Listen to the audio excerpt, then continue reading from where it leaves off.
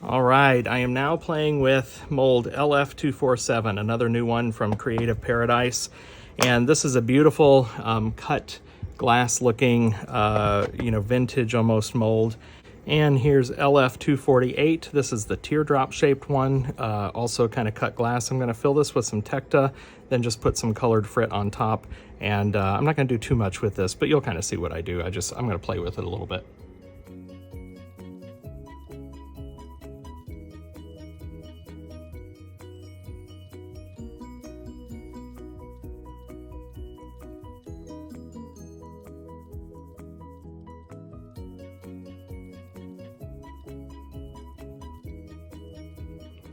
All right, so I kind of filled this with some frits. This is a green sparkle frit mix from the Glass Underground and pretty and pink frit mix from the Glass Underground. I just thought these would be fun. So now I've got to fire this. I've got to put a 2-hour hold at 1225 in order to get this pink to strike. So that's a consideration for the color that I'm putting in, but that's fine. I'll just hold it at 225 for 2 hours and then fire the rest of it, and we'll see how this one comes out.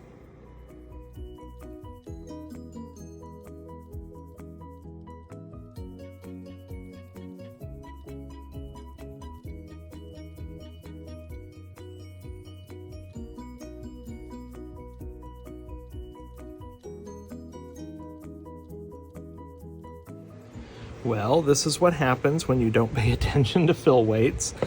Clearly, I didn't have enough glass in here, and so as you can see, they didn't fully fill in. So I'm going to pop these out just to take a quick look. They came right off that post. You got to make sure you got lots of zip around there, but they came right off. I think that's going to be cool, but what I'm going to do is I'm just going to pop it right back in. I'll wipe my fingerprints off. I'm going to add a little more glass to these and just put them right back in for another full fuse. Same thing happened to this one, red. I used some red and just not enough there. So again, I'll just add some more glass and keep going. All right, I got 2 more. Looks like I had enough glass in this guy. Popped right out. This is using that pink and green frit mix. That's pretty cool. And then this one, I just used peacock glass, I think, or turquoise, something. Now I don't even remember. That is neat.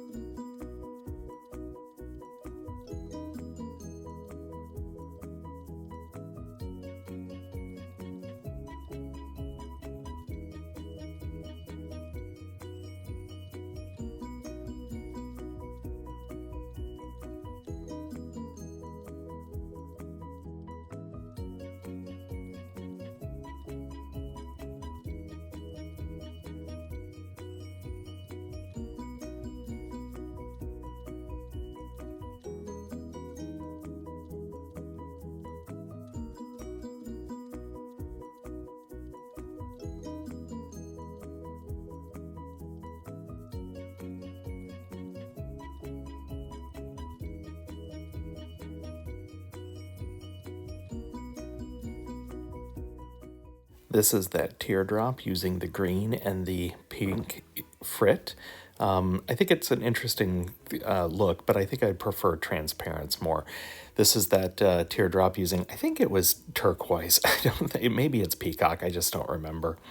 Here is that round one. This is actually using Sunset Coral from Bullseye. And I'm showing the same piece, front and back. That first shot was the back. This is the front. And you can kind of get the cut glass effect different depending on how you look at it.